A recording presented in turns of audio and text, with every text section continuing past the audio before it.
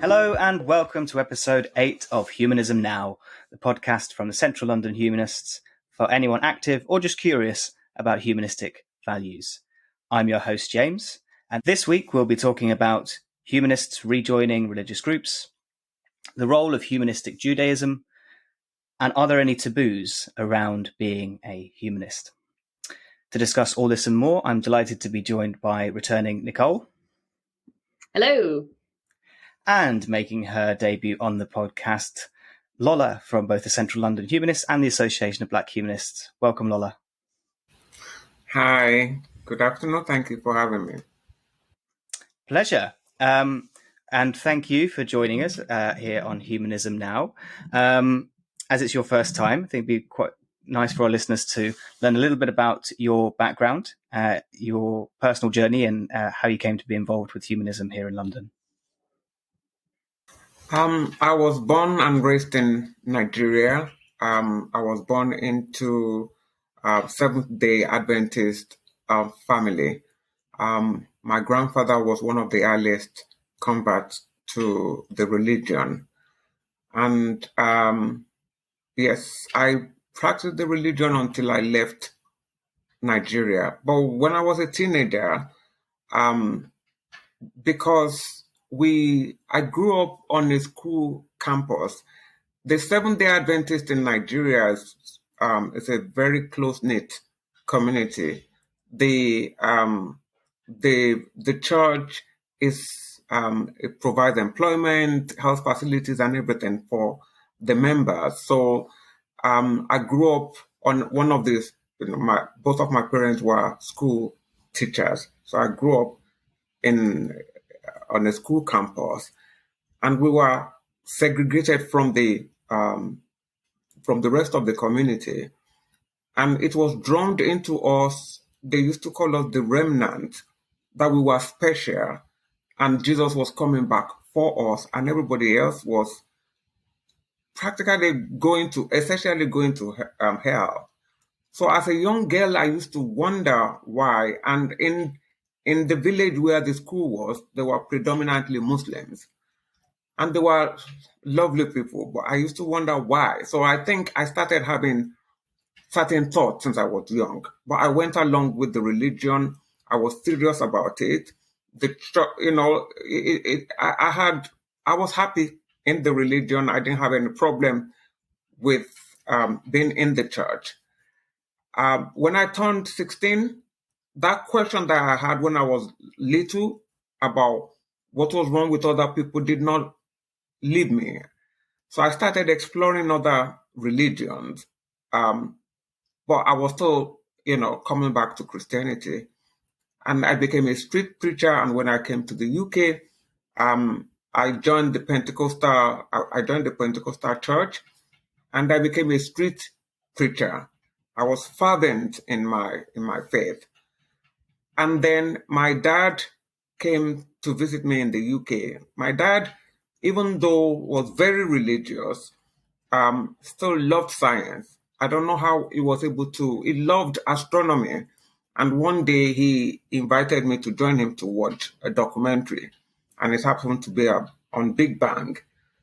And everything just made sense watching that documentary. And unfortunately, my dad saw it in my eyes that day. And he said something. I think he could figure out that something was going on in my head. And I wish, or he would have wished he didn't say that. It said to me, what your science is something along the line that science is factual, but it's not the truth. The word of God is the truth. And then he also said something that, Jesus will come back through the Orion Nebula. And then I was just, that point, everything just sounded so gibberish. And that was it for me. And, the rest is history, a lot of trauma, living religion and all that. And then I joined the Central London Humanist UK. And then I think a few of us, there were a handful of us, four of us, that we will see when we attended humanist event. And then we were wondering, where are Black people? Why are they not here? And then what can we do to bring them, into to come out? We figured out that, looking at the sheer statistic, the number of Black people in London, there will be non-Black believers. So we formed London Black Atheists in October 2012, and then we later became Association of Black Humanists. Amazing. And so we that's now over 11 years that you've been active here in London. Congratulations. And Nicole on the call has also just set up a new humanist group. I was wondering how the Association of Black Humanists came to be, how yourself and Clive started the group, and how has that journey been over the first 10 years? As I said, we started as London Black Atheists, and then we had all sorts of ideas at the time. The initial thing is to have like a support group, because it's very difficult, still very difficult, to be Black and be non-religious. Over, I think, statistically, over 96% of Black people identify with religion. And when you are outside of it, you are outside of, you have problems with family, with friends, you are alone. And there are so many issues that we face, that I think maybe some things may be unique to us as Black people that we want to come together to talk about, so we are a kind of support group. But we also had grand ideas when we started, that we were going to educate and enlighten, Black communities. We want to promote reasoning, rationality, regard for science, and all these things. But it's not been an easy journey. How has the reception been from religious groups or religious friends that you've mentioned that you're actively involved with, atheist and humanist groups?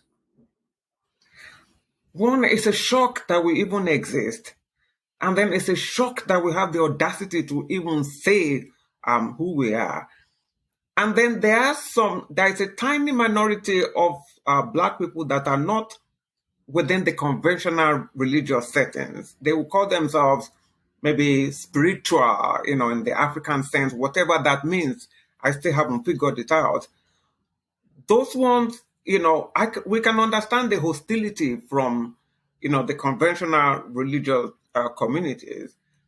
But the ones that are not, that are, this spiritual groups, they accuse us of, they would say, white people brought Christianity to Black people, through slavery, colonialism, and everything. And they associate atheism with white people as well. So we just have it everywhere we go, so there is that hostility and anger that we are still following white people. And we are trying hard to say, reasoning, humanism, reasoning, skepticism is not a color thing, it's a mind thing, it's the way you think. And that it's in all cultures. Maybe it has prominence in the West, but it's in all culture, even within African tradition. So we are trying to go back to our tradition, to our oral history, to let people know that reasoning, doubt, all these things have always been around, even within African, tradition, African culture. Yeah, absolutely. We've had a couple of interviews, I think, particularly Chris Cameron, who I know came to give a talk in London with us recently, but his interview as well really spelt out much of this in terms of the many different routes there are of humanism, reason, and rationalism. Just one more question. You mentioned a couple of times about the name change from the Black Atheists to the Association of Black Humanists. I'm wondering why it was important to focus on humanism rather than atheism. Yes, because there are many reasons. One of the reasons is the hostility towards the word atheism. That's one. Two, ourselves as individuals, the organizers, founders, and organizers of London Black Atheists at the time, we weren't finding atheism sufficient enough to describe who we are, because atheism is about what is lacking in terms of belief, whereas humanism is more round. It's about how we want to live our lives, as, through reasoning, our ethics and things like that. And what, having a sense of community and the wholesomeness and everything that sometimes people, because what we find is that a lot of Black people don't actually believe in the doctrines, but they don't have the alternative outside of religion. But humanism offers that. So humanism offers a lot of things. So that is why we changed our name to have humanism. Also, if I'm being honest, the hostility to atheism is a huge part of it, and the word humanism is more warm for for people, I think. Yeah, I think so too. Well, thank you, Lola, for everything that you've done and everything you continue to do in building the community, both here in London and I know it's a global movement as well. And thank you for joining us today. Now, Nicole, this is the first time we've seen you on the podcast since you had your launch event for the Leicester Humanist group. How did everything go? Yeah, it went really well. It was a week ago today, so very fresh.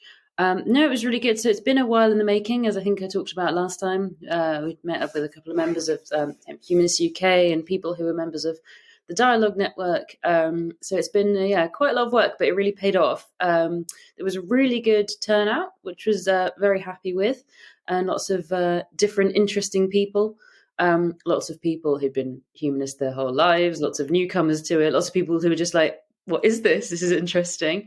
We had Andrew Copson come, and he came and spoke to everyone. And obviously he's always an excellent public speaker and conveyor of humanist values.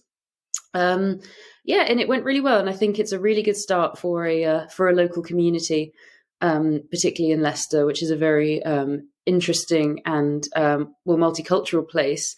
And it's something we've already started talking about, introducing those cultural elements of people from different religions and backgrounds, but without the doctrinal side and the belief side. And we already had our second event actually yesterday because it was the Voltaire lecture. I don't know if either of you saw it. But it was very interesting. I haven't. Would you like to give some background and overview of the lecture this year? Sure, I'll try to do it justice. So it was called On Savage Shores, and it was on Savage Shores, and it was Carolyn Dodds-Pennock, who is apparently Britain's only Aztec historian, which is certainly a niche. And it was really interesting. So it was about indigenous people to the Americas and them coming over to Europe. And it was a really interesting history. It's not one I knew much about at all. But obviously she, didn't shy away from a lot of those things were enforced and through slavery or kidnapping. But a lot of them, particularly in the early days, were kings of Brazil, for example, coming over and touring Europe because they wanted to see it. And it was a really interesting, different side to that sort of history that I didn't know anything about. So that was really good.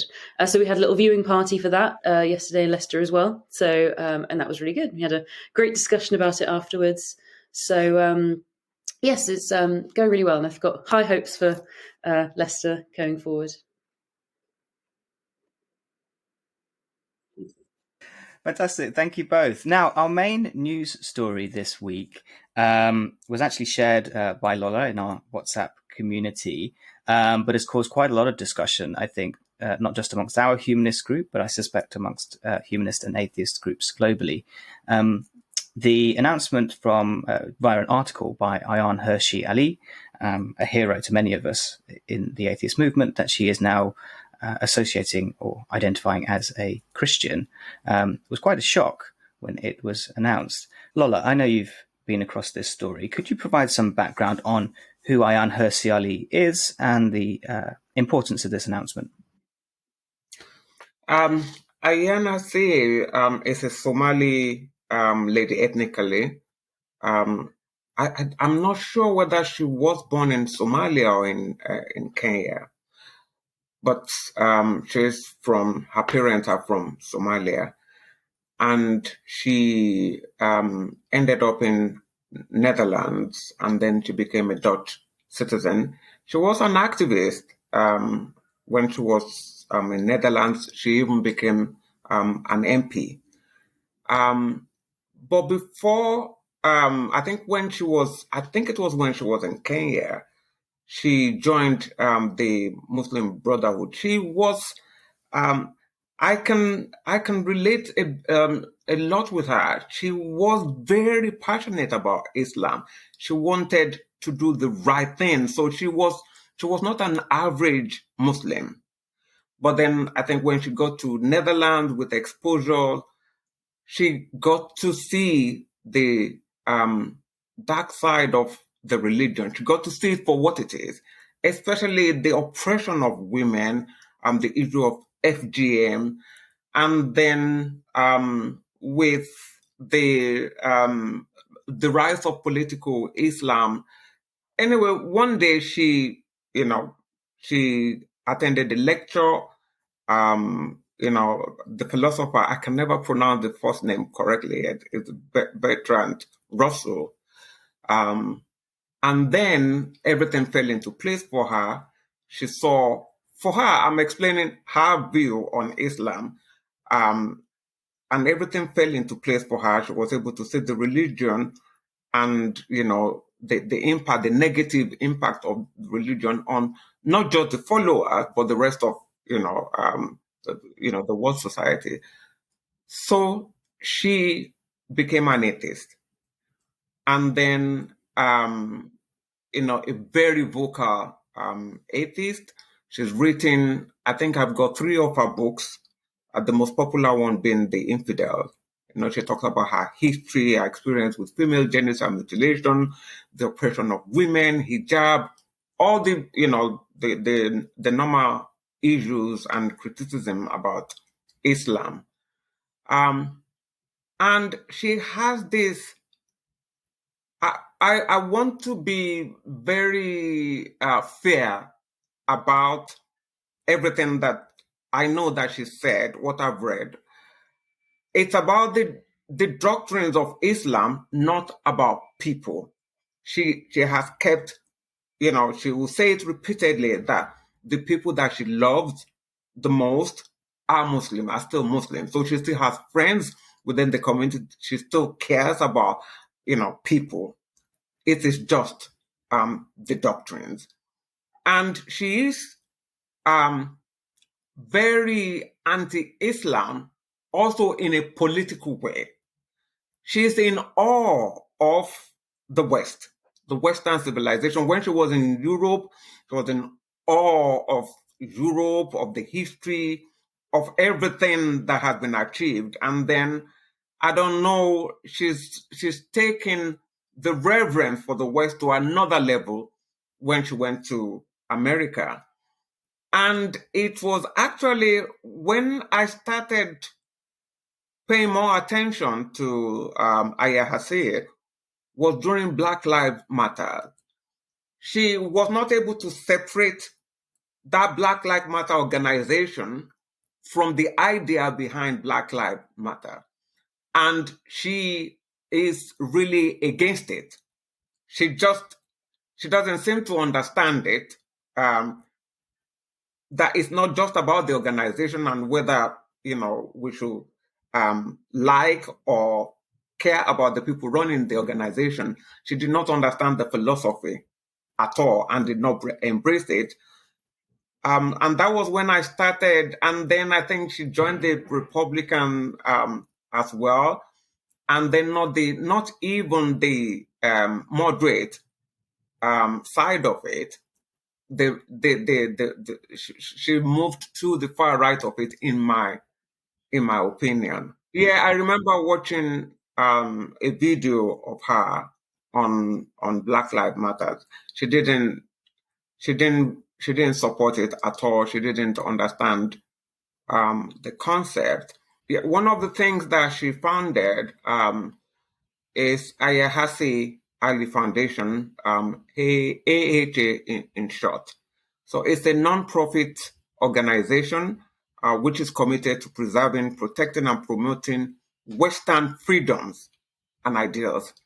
So on the website, it says, we stand up for universal human rights and opposed to tyranny in all its forms when it comes from oppressive traditions such as female genital mutilation, honor violence, and child or forced marriage, illiberal ideologies, shutting down free speech and inquiry on campus and beyond, or Islamist extremism. And then she also says, we believe that Western values and ideals apply to and protect everyone. We champion a world defined by liberty for all. No, thank you, Lola, for that overview. And Nicole, could you just draw out some of the reasons that Ayaan Hirsi Ali has given for leaving atheism and joining Christianity? Yeah, so it does seem like, having read her Unheard article, that her perception, at least how it became, whether this was it the whole time or not, I don't know, of atheism is that it's nothing and it's not anything. It doesn't replace any meaning. And there's a quote, well, she calls it a nihilistic vacuum, and that it doesn't answer questions such as what is the meaning and purpose of life. And I think as humanists, we've heard that sort of thing about non-religious ideologies before as a criticism. While it's interesting, how she's come to that in the article and how she is kind of saying that this is lack of belief. But I think that all humanists would agree that that doesn't have to be it. Obviously, it doesn't give you this nice package of this is the meaning of life and you will have this afterwards. But humanism is not a lack of meaning, in my opinion. I think most humanists' opinion that it is. But it's just that you kind of have to look for your own meaning and what it means to you. It's very much like a kind of, it's the beginning of a exploration of that. And it does seem to be quite a political thing, I think, for her.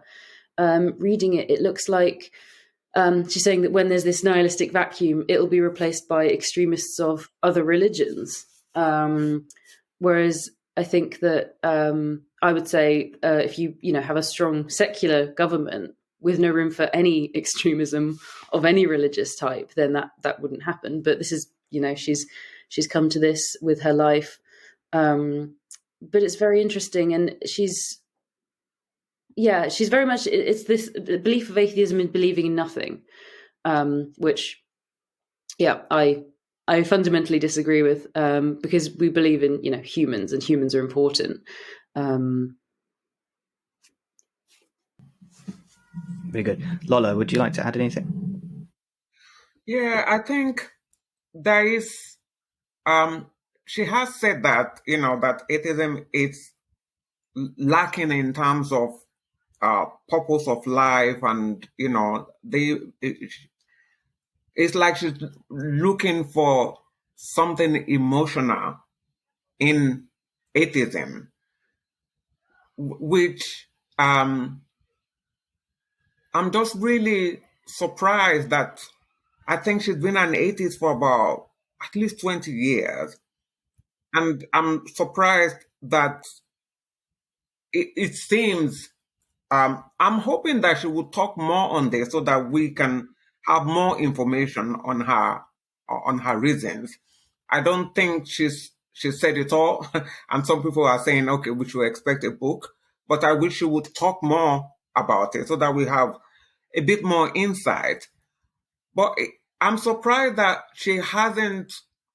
That's what I said at the beginning, that her journey from Islam, if because she was a member of the Muslim Brotherhood, she has been a political activist throughout. So even as a Muslim, she was a political activist. There is a strong political dimension to her journey and her aims and in everything that she does. So, but I'm surprised that throughout, when she was an atheist, one thing that has been strong is her wanting to destroy Islam, as not just as a religion, but as a political. She sees Islam as a political movement. And I do agree that religion, not just Islam, I believe that even Christianity is religion is a political organization in a way. So I can understand her saying Islam in that way and tackling Islam in that way. But then I'm just surprised that she has never understood. I hate to use that word that maybe she didn't understand, but that is that atheism is just about not having evidence for God, and that atheism is very narrow to that. And then how you live your life as an atheist, the emotional side of things, even politics, and that is something outside of what it is to be an atheist. To be an atheist is, generally speaking, you're looking for evidence for what you are, evidence for God. That is the beginning and end of atheism. But she has wanted more, and I'm a bit disappointed that she didn't. I've not seen her expressing wanting more and doing something about that. And one thing also that political side, I want to read from the article, why this is not just the emotional side of what she wanted from atheism or what she didn't find in atheism. I want to take it back to what she said. She said, why do I call myself a Christian now? Part of the answer is global. Western civilization is under threat from three different but related forces: the resurgence of great power, authoritarianism, and expansionism in the forms of the Chinese Communist Party, Vladimir Putin's Russia, the rise of global Islamism, which threatens to mobilize a vast population against the West, and the viral spread of woke ideology, which is eating into the moral fiber of the next generation, will endeavor to fend off this threat with modern secular tools, military, economy, diplomatic, and technological effort to defeat, bribe, persuade, appease, or surveil. And yet, with every round of conflict, we find ourselves losing ground. So I think her motive is very political. She thinks that Christianity has values that will protect Western civilization. I'm trying to, the article and what she has said, she hasn't filled in the gap of how Christianity has values that will protect Western civilization. Nicole, I know you're having some connectivity difficulties, but if you can hear us, what were your thoughts on some of the criticisms or critiques of atheism that were raised in the article? Yeah, so there was one that I thought was a really interesting point, and I actually don't disagree with. So she talks about the God hole. So it's like when people aren't religious anymore, what do they replace it with? And she says, so the void left by the retreat of the church has merely been filled by a jumble of irrational quasi-religious dogma. And I think that not within humanism, but I do think that that is actually quite true among a lot of people in modern discussions, and actually particularly political ones.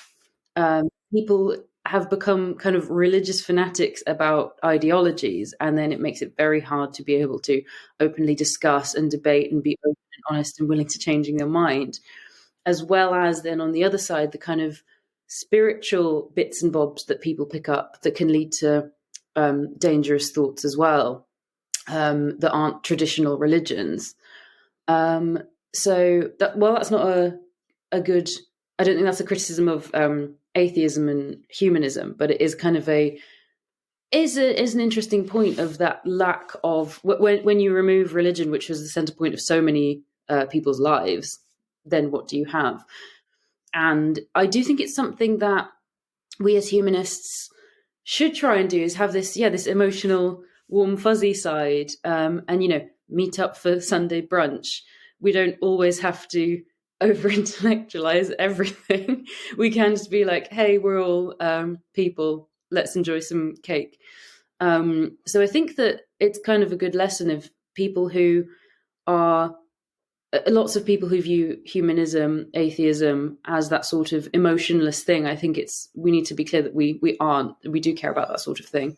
But yeah, ultimately I think she's coming from a very genuine place, but I think my biggest critique of her thoughts about atheism is, like Lola said, that I don't know if she grappled so much with the evidence-based sort of position of coming to atheism.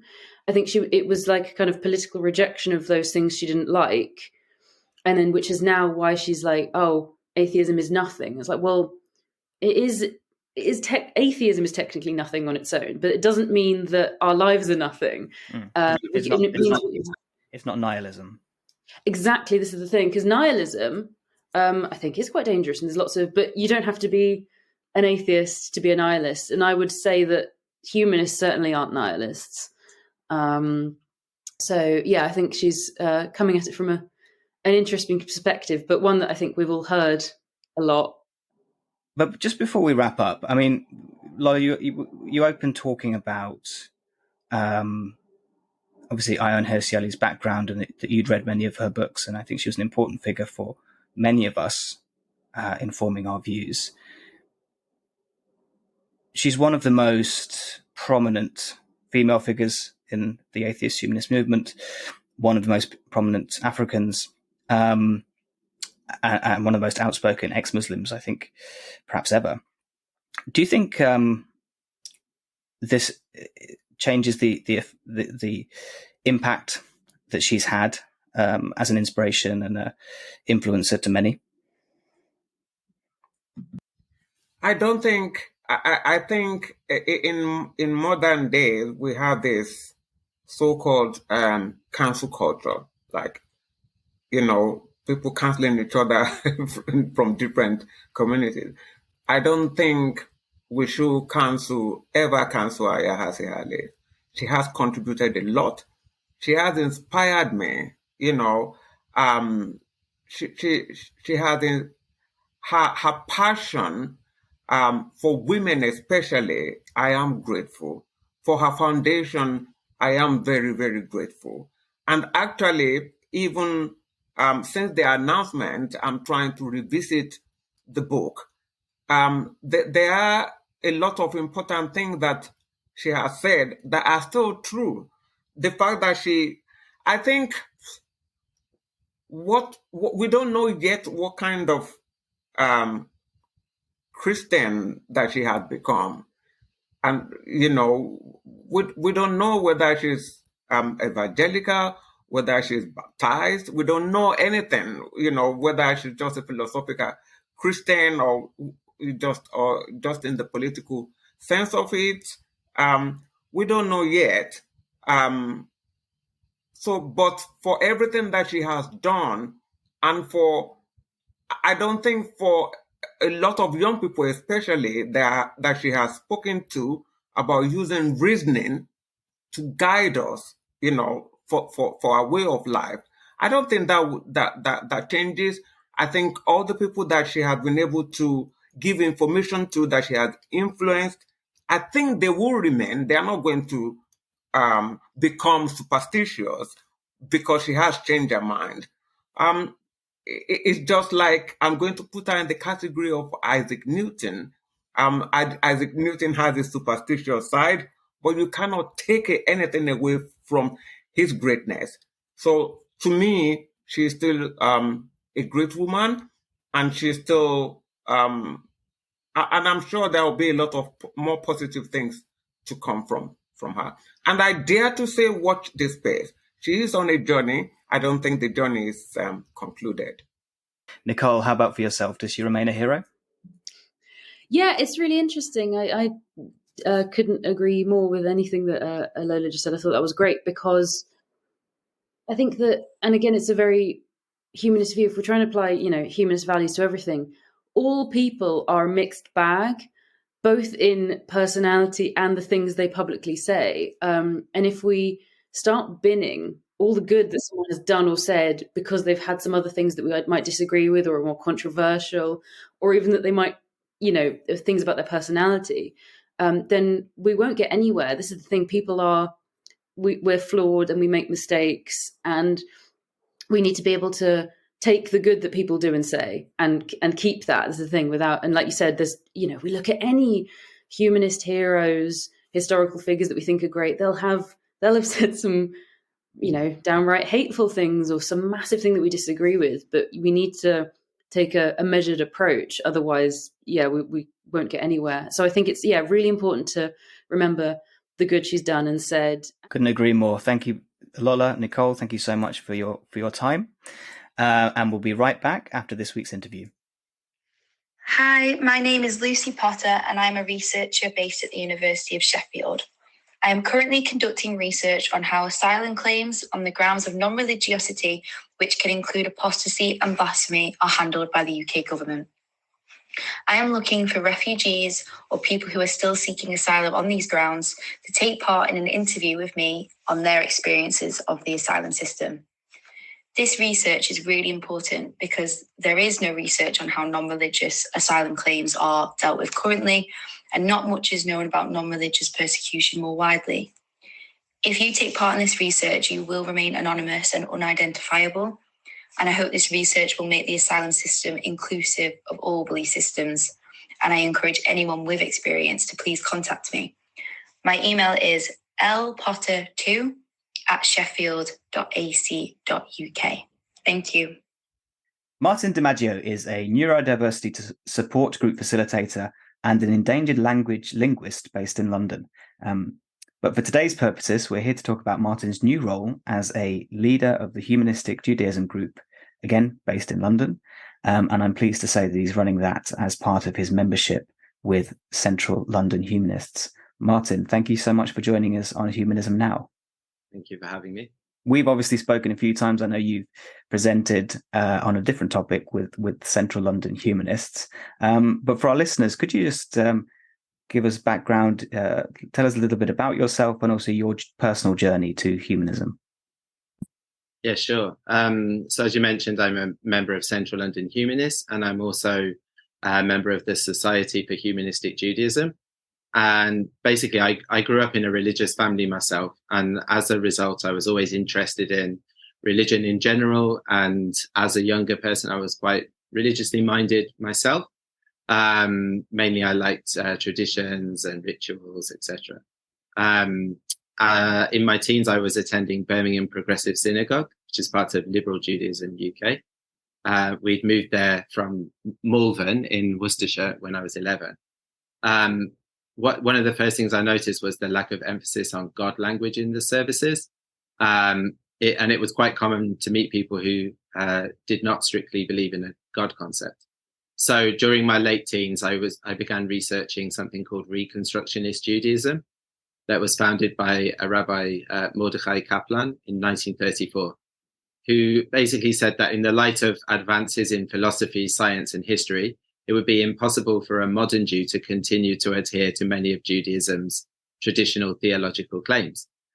So he had a naturalistic theology that was similar to that of John Dewey and his naturalism, which kind of combines atheism and religious language and ritual, etc. So Kaplan said that God was the sum of all natural processes that allow humanity to become self-fulfilled. And I like that idea, and I still like that idea and have great respect for it. But then I discovered a book by Rabbi Sherwin-Wine called Judaism Beyond God, written in 1985. And my whole view of religion changed. And I began discovering humanism and found out that it was possible to be both Jewish and a humanist. So that's what kind of brought me to humanism. And how would you define humanistic Judaism? In discussion with some of our other members prior to the interview, actually, there was, I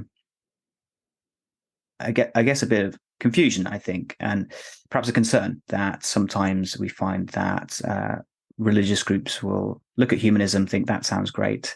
Can we bolt that onto, our practices? So, how would you distinguish, I guess, humanistic Judaism from more of the religious parts of the belief? Yeah, so humanistic Judaism is a non-theistic Jewish denomination. It defines Judaism not as a religion, but as the cultural and historical experiences of Jewish people, and encourages Jews who are humanistic to celebrate their identity by participating in Jewish rituals and community life in ways that do not refer to God. Basically what the book says, Judaism Beyond God. And I would say some of the differences between humanistic Judaism and other forms of Judaism are that there's no concept of Jewish law in humanistic Judaism. Nothing is mandatory or forbidden. Humanistic Jews are free to participate and celebrate any aspect of Jewish culture according to their own likes and dislikes in ways that are consistent with humanistic worldviews. We do sometimes, we do as a movement say blessings that are similar to their theistic counterparts. So, for example, on Friday night, people light 2 candles and traditionally say, Baruch atah Adonai Eloheinu melech haolam asher kiddushanu b'mitzvotav v'tzivanu l'adlik ner shel Shabbat, which is, blessed are you, Lord our God, King of the universe, who commands us and gives us basically commands us to light the Shabbat candles. We do not say that, and we emphasize human strength and effort. So we tend to say things like Baruch haor ba'olam, Baruch haor ba'adam, Baruch haor ba'Shabbat, which is, blessed is the light in the universe, blessed is the light of humanity, and blessed is the light of Shabbat. So as you can see straight away, there's none of this God figures that command us to do things. And kosher rules, for example, are not a feature of humanistic Judaism. An individual like myself might choose to not eat pork or shellfish, but there's no religious reason for that. And actually, it's important to say that all cultures have norms and boundaries around food, including secular humanists. Mm-hmm. So for some humanistic Jews, like I said, we would avoid eating it, but for the same reason that a non-Jewish Brit would not eat horse, but a French person might. And we know what happens when they try to introduce horse meat into the UK. And on the other hand, there are humanistic rabbis who will eat a ham sandwich on Zoom while teaching a class on Talmud. I would say other differences are intermarriage is celebrated, not just accommodated. Children of intermarried couples and Jewish non-Jewish spouses are full members of the humanistic Jewish community, and that isn't questioned. We don't require conversion. We simply celebrate the fact that someone wants to identify with the past, present, and future of Jewish people, and we call it adoption rather than conversion. And we may be the only Jewish denomination that does not require nor actively encourage things like circumcision. So we're having a lot of important conversations on whether we should actually ban it in our movement. There's quite a lot of aspects to answer the question, actually. Lots of interesting points. So you still consider humanistic Judaism to be a denomination of Judaism? So we are classed as a denomination of Judaism. So yes, the answer is we are a sect, not a sect, a denomination of Judaism, but we're also, we could say, a denomination of humanism. It's a specific form of humanism. I think that if a group was to organize themselves, and I believe that we do have this, like Black humanists or humanists of color in general, nobody would be saying, "Oh, why do you need to do that?" It's the answer is quite obvious, and I think that Jews, humanistic Jews, have been doing the same since the 1960s. So you could see it as both humanism and a form of Judaism. And is there a distinct line of thinkers and writers that have influenced the movement as well? I'm thinking in particular, Spinoza comes to mind as one of the first real agnostics who had come from a Jewish upbringing. Yeah, absolutely. There are people like Baruch Spinoza, Einstein. He also had a concept of God that was kind of naturalistic or pantheistic, as did Baruch Spinoza. We also have Sherwin Wine from who wrote the book in 1985, but founded the movement in the 1960s. Mordechai Kaplan, like I mentioned him before. Lots of other people, Yaakov Malkin, who wrote a book on secular Judaism. For sure, there's a lot of writers. Yeah. And what do you see the role of scripture within the groups that you run? Yeah, so the Torah and the Talmud are, for most Jews, the main sources of scripture. Mishnah, Talmud, for some people the Zohar. But the Torah is definitely seen as literature, quite important literature, that details some mythologized aspects of Jewish history and how Judaism began to develop. Obviously, we tend to know nowadays that the Torah itself doesn't have one concept of God. There was henotheism, and then it was evolving from polytheism to henotheism to monotheism. Everything is represented. Could you just do you mind just explaining henotheism? Yeah, henotheism is where people would recognize, it was particularly present in the Near East, back in the Mesopotamian time. So they would recognize that there were other gods, but there was a plurality of gods, but there was only one from your tribe, let's say, that was more important than all of the others. So you would recognize there were a lot of gods, but you would only worship the God from your tribe. So that is very clearly in the Torah. So it's interesting to look at it that way. But the thing is, we don't look to the Torah or Talmud as authority whatsoever.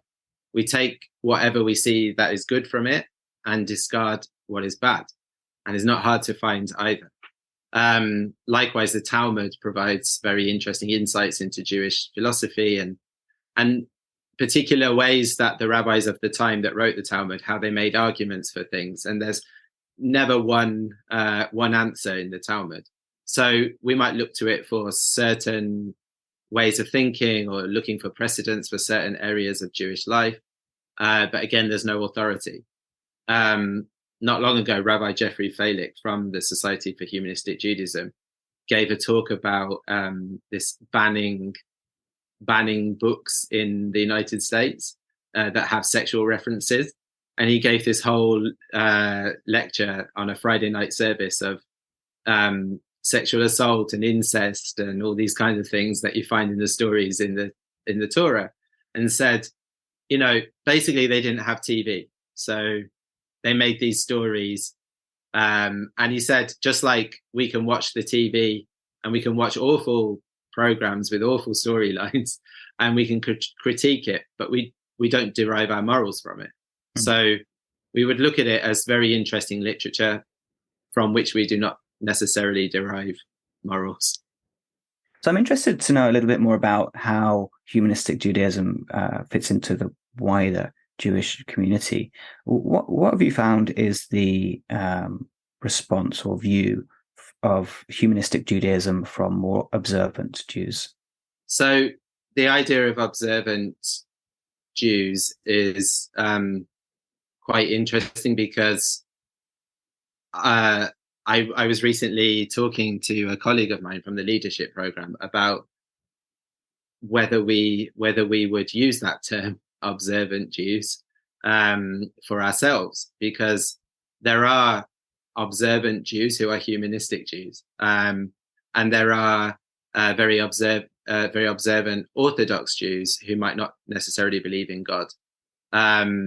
It's not kind of uncommon to meet people who don't belong to humanistic Judaism but belong to the other denominations, who will very openly talk about their agnosticism at the very least. So in that sense, we fit in that we have a lot of we tend to be more in between agnostic and atheist. In our movement, most people are either agnostic or atheist, but there are some deists present. The only difference is that maybe we're a bit more safe to say that, and we're a bit more we openly talk about that, actually. But yeah, it's a difficult one, because, for example, in terms of international Judaism, the Orthodox are actually a minority. And Orthodoxy only really emerged as a form of Judaism in the sort of 1800s, when Reform Judaism it also emerged in Germany around about that time.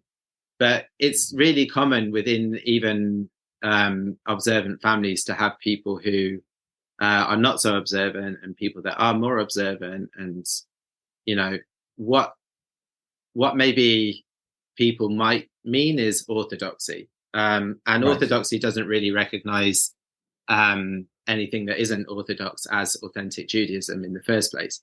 But when you consider that the majority of the world Jewish organizations are not orthodox, then the question becomes a little less sort of relevant, if you know what I mean. So within progressive Judaism, people are much more open to the idea of somebody who might say, well, I just very openly don't believe in God, and I'm still an observant Jew to a certain extent. Yeah, thank you for outlining that explanation. I think that's really helpful.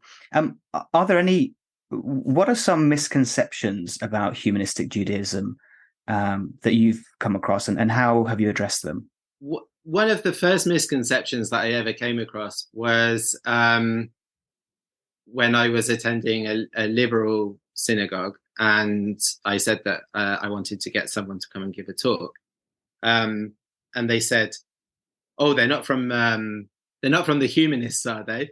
Like from British Humanist Association?" And I was a bit surprised by that response, and I asked, what did this person mean?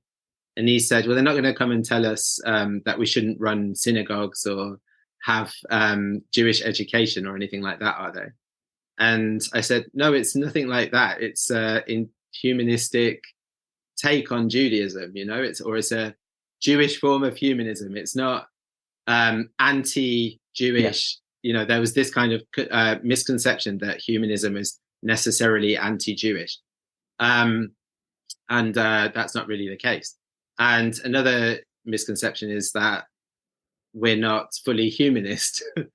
So you get it from both sides. Yeah, exactly.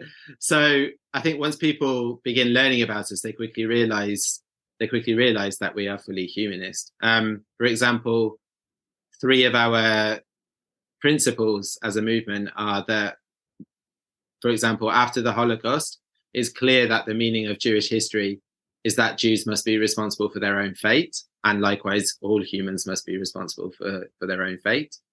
Another principle is that every person is entitled to be the master of their own life, subject to the final authority of their own conscience. And third, another one, the power to achieve human survival, happiness, and dignity is a human power.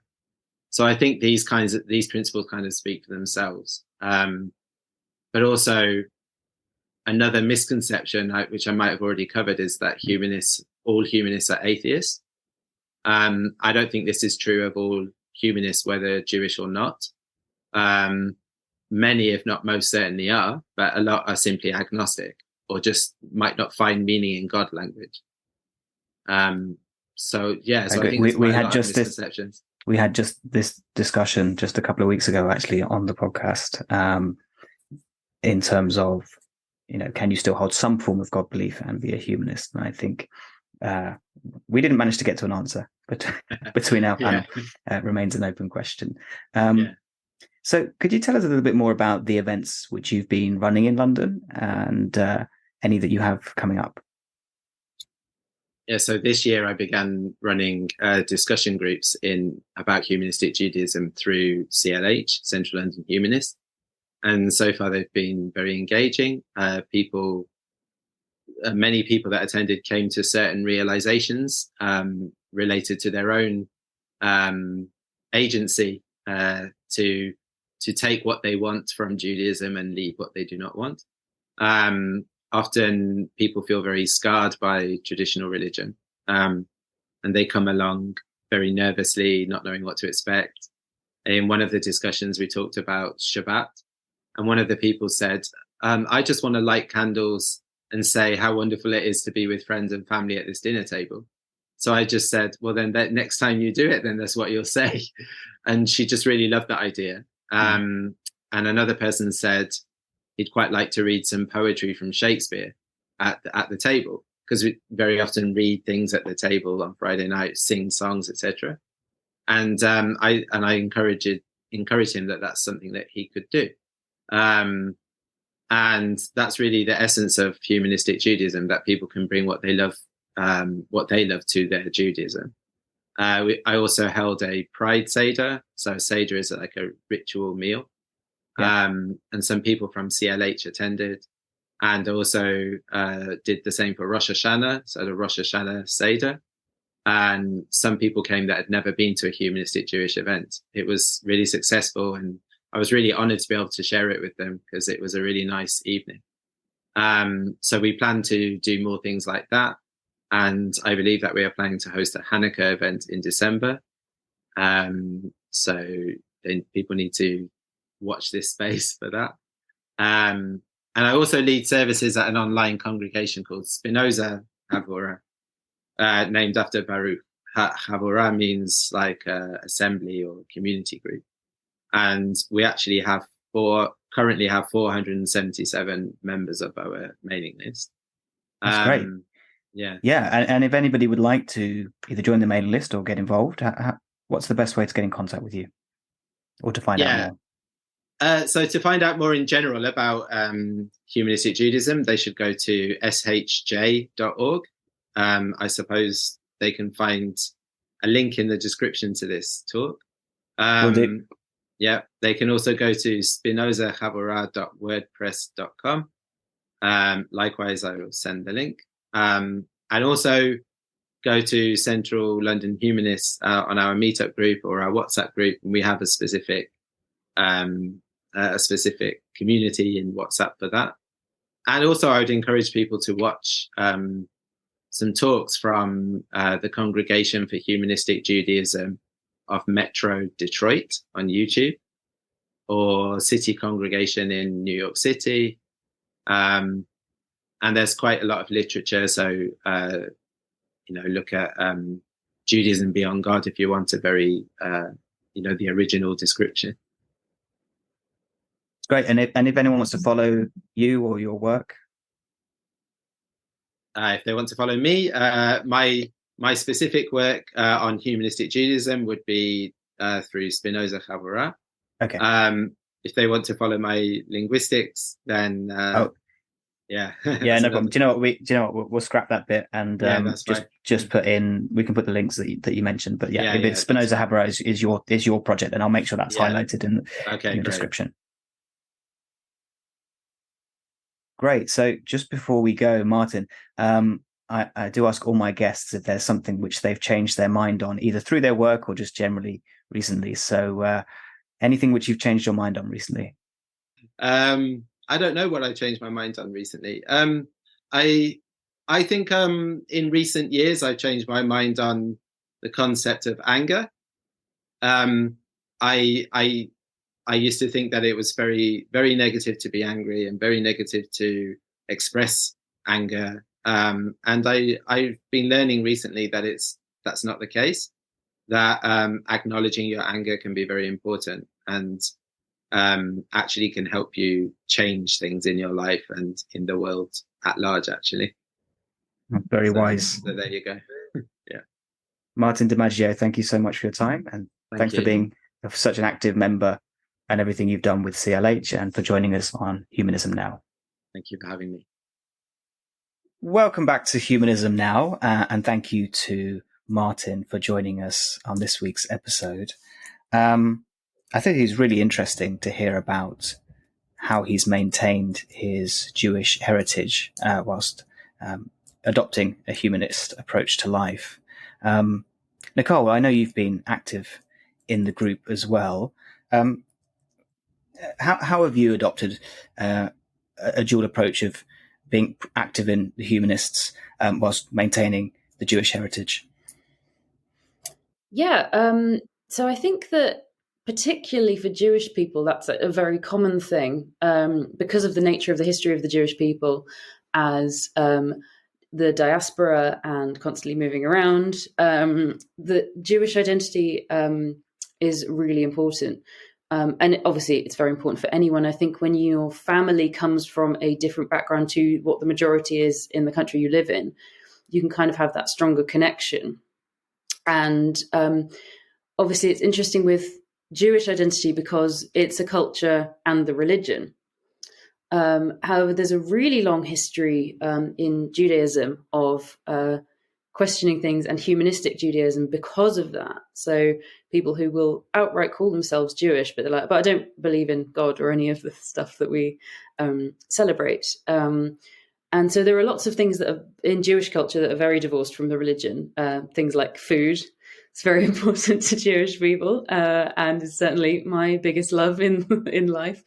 And so keeping those things alive. But then when it's things comes for what are the traditionally religious festivals like Rosh Hashanah or Hanukkah, still doing them because, in this country, for example, most people aren't Christians, but they do Christmas and don't really think about Jesus or anything.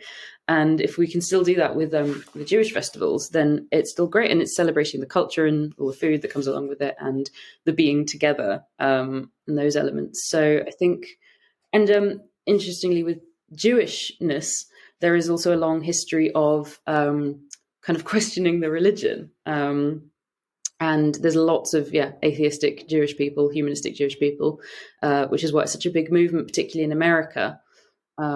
Which is really nice to see because people, don't want to lose the good elements of that are part of identity and heritage. It's something I'm quite passionate about.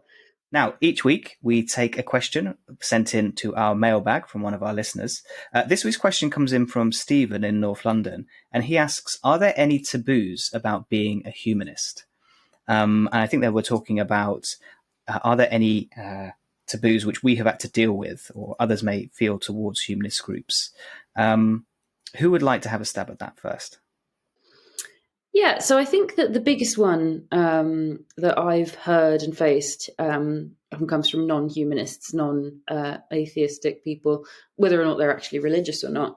But it links back nicely to what we were talking about earlier, and it's this idea that humanists believe in nothing and don't care about anything and are nihilists, and that's like a terrible thing. And I mean, I disagree with nihilism, but that's certainly not the case. And trying to unpack that with people, especially if you only have a short amount of time, is quite a tricky thing to do. But you can kind of also do it quite quickly, being like, humanism does care about people. It's not nothing. One place I particularly face this is, so I'm a humanist funeral celebrant, and for every person who was 100% their family's never been religious, you get someone who, like, some of the family members might be a little bit religious, and they worry. They're like, oh, this is going to have no like heart and meaning, because they're like, the heart and meaning comes from when you talk about like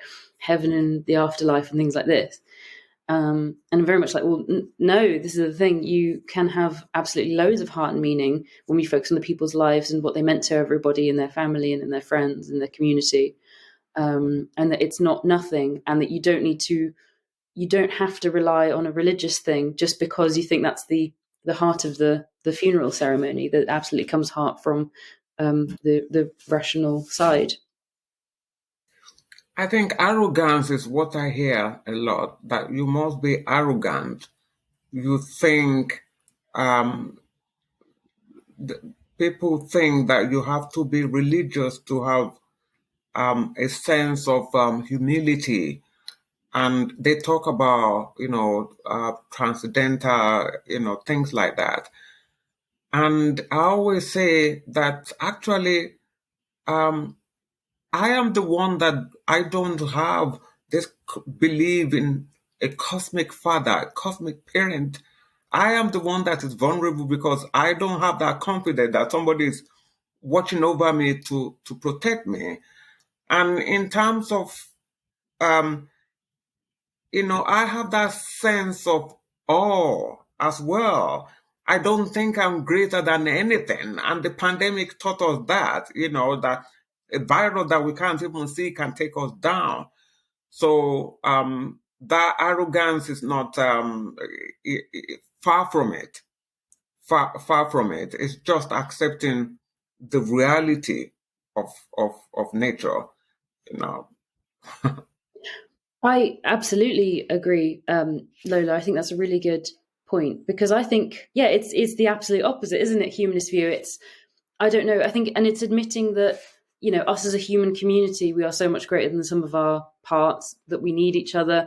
And all of the scientific medical discoveries and everything are because of the work of so many people in the past. And also then the humility of, we don't know the answers. What's the biggest and closest we can get to truth? But the closest we can get to truth from what we know and from what we can understand, but recognizing that we don't know everything. Yeah, I couldn't agree more. It's interesting.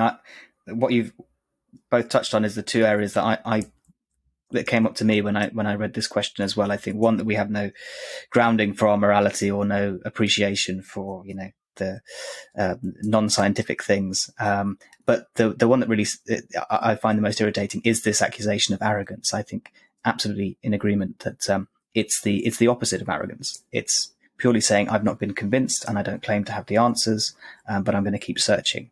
And I think that is the humanist stance. And a little bit like we were talking about before, you can still take a lot of wisdom and tradition and celebration from all of the other world religions, and you can use any elements of them, and they will help shape they can be part of the tapestry that shapes your morality. And I think, if we're honest, even most religious people would acknowledge that they get their morality from a range of different sources. I think we all do that. Well, with that, Lola, Nicole, thank you both so much for your time. Just before we go, Nicole, do you have anything upcoming with either the Young Humanists or the Leicester Humanist Group? With Leicester Humanists, we've got a coffee morning, a Sunday morning coffee morning. So that's going to be our first one, and that should be every month after that. So the event is going to be on the 3rd of December at 11 o'clock at the Phoenix Cinema. So if anyone's in Leicester or around Leicester, please feel free to come. Excellent. Thank you. And Lola, how about with the Association of Black Humanists or anything else you're involved with? Yeah, our next event is on Saturday, 25th November from 4 o'clock. If you please check us on meetup.com for the address. So it's going to be continuation of discussion of Ayahase Ali living, becoming a Christian. So we want to look at actually, what will make us what will make us consider joining a religious group. And we are hoping to be meeting in person every last Saturday of the month. So we're on meetup.com. Perfect. Thank you. And from the Central London Humanists, we've just announced our Christmas party. Yes, we do have a Christmas party each year. That's going to be in London on the evening of the 13th of December. And we're going to be joined by a selection of London's top stand-up comedians. And the whole event is going to be a fundraiser for Macmillan Cancer Trust. So if you are curious-minded, enjoy comedy and able to be in London on the 13th of December, we would love to see you there. With that, thank you, Lola. Thank you for having me. And thank you, Nicole. Thank you so much. It's been a pleasure, as always. And thank you very much for listening, and we'll see you next time on Humanism Now.